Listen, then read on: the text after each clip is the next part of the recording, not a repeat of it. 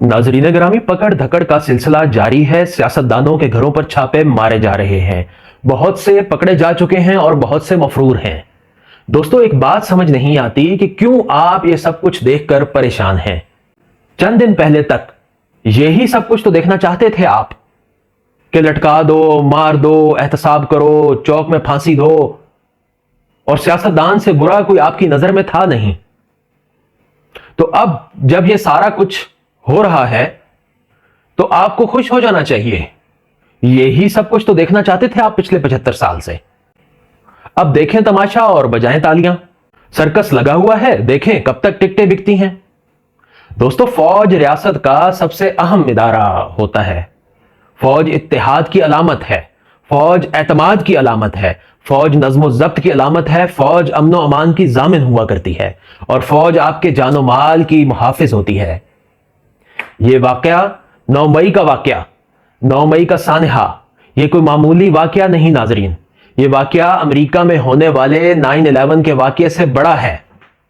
और ये जो कुछ हो रहा है, चादर और चार दीवारी की बातें हो रही हैं। खवातीन जो इसमें शामिल थीं उनको लेकर के जो हसास हुआ जा रहा है, ये जो पकड़ धकड़ पर हैरान है सब, ये जो सियासी भगदड़ मची हुई है, अब कुछ अरसा ऐसा ही रहेगा। क्योंकि इस वाकये के बाद जो फैसले हुए उसके मुताबिक ना बंदा बचेगा ना बंदा नवाज।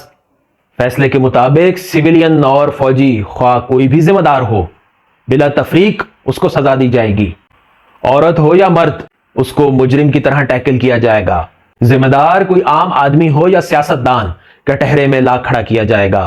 गर्ज ये कि बिला तफरीक के रंगो नस्ल तमाम जिम्मेदारान को मंतकी अंजाम तक पहुंचाया जाएगा। पाकिस्तानियों, कुछ अपनी हालत पर रहम करो। ये तेरा लीडर मेरा लीडर खेलना छोड़ दो। मुल्क है तो सब कुछ है, मुल्क है तो सियासत का खेल है। जिसको चाहो चुन लाओ, खुद पर मुसल्लत कर लो, मगर उनको लीडर मत कहो, उनको रहनुमा मत मानो। बेकार पुर्जे हैं सबके सब, निखट्टू और अपनी जात तक महदूद हैं सबके सब। कोई नहीं सोचता तुम्हारे मसाइल के बारे में, तुम्हारे किचन के बारे में। किसी को फिक्र नहीं सता रही तुम्हारी रोजी रोटी की। छीना झपटी का आलम है, दुनिया आगे को चल रही है, तुम दुनिया से बहुत पीछे रह चुके हो। पाकिस्तानियों, जो तुम्हारे दोस्त भाई पहले इस इमरान नियाजी के लिए निकले थे, जिन्होंने 9 मई के वाकये में अपना हिस्सा डाला था, आज कहां है वो? किस हाल में है वो? कुछ पता करो उनके बारे में। और अगर ऐसा कुछ करने का इरादा तुम रखते हो तो पहले जरा उनका हाल मालूम कर लेना, जाकर देख लेना, उनके घरों का एक चक्कर काट लेना, उनकी मांओं से मिल लेना, फिर ही कोई फैसला करना। क्योंकि आगे और बहुत कुछ होने वाला है। वो तो ट्रेलर था। इमरान खान नियाजी की जान सस्ते में छूटने वाली नहीं। जो बोया है काटना तो पड़ेगा।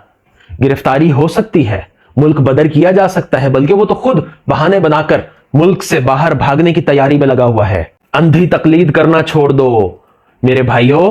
अगर वो इंतखाबात लड़े, जो कि मुमकिन नजर नहीं आ रहा, लेकिन मान लो कि अगर वो इंतखाबात में हिस्सा लेता है तो आपको वो पसंद है, तो बेशक आप उसको वोट दें, ये आपका हक है।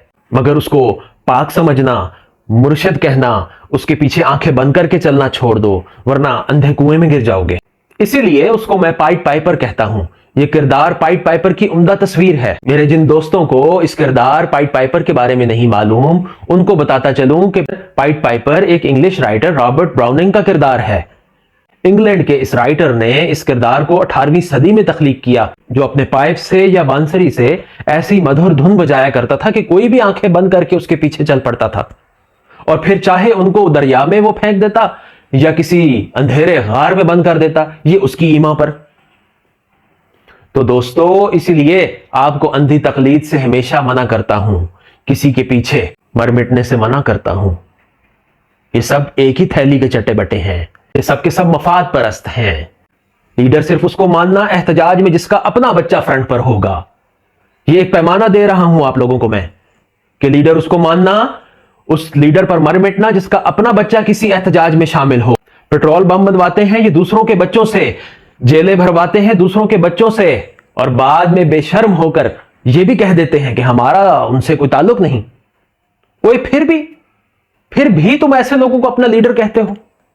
लीडर और गीदड़ में फर्क करो। عمران خان نے پاک فوج کے خلاف محاذ کھڑا کروایا، سولجرز کو سپیک کروایا، عمرانوں سے ریاضت کروائی، اور اب دیکھ لو سب ایک دوسرے کو تنہا چھوڑ کر یہاں وہاں بھاگے پھرتے ہیں۔ جو دوسروں کے نامعلوم ہونے پر بولتے نہیں تھے خود نامعلوم ہو گئے، اور جو دوسروں کے سینوں پر غداری کے تمغے سجایا کرتے تھے آج خود غداری کے الزام میں اندر ہیں۔ میجر عادل راجہ سے تو صرف اتنا کہوں گا اور آگے وہ خود سمجھ جائے گا کہ دل کے پھپھولے جل اٹھے سینے کے داغ سے، اس گھر کو آگ لگ گئی گھر کے چراغ سے۔ وہاں سرحد پار دوسری جانب ایک انڈین میجر کہتا ہے کہ 9 مئی کو وہ کام ہوا جو ہم نہیں کر سکے۔ وہ کہتا ہے ہمیں خوشی ہوئی یہ دیکھ کر کہ ہمارا کام عمران نیازی نے کر دیا۔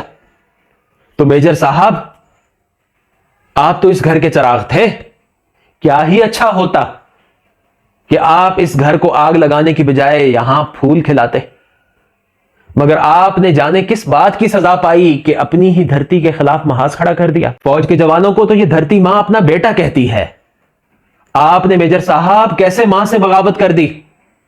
دکھ ہوتا ہے خدا کی قسم جب ہم دیکھتے ہیں کہ وہ فوجی جوان جو کل تک ریاست کا محافظ تھا آج اس کے گھر پہ اس ریاست کے محافظ اس کے پیٹی بھائی چھاپے مار رہے ہیں۔ مائیں تو سانجھی ہوتی ہیں، آپ کی ماں کو اگر تکلیف ہے آج تو اس کا درد ہمیں بھی ہوتا ہے، ان کا کیا قصور ہے؟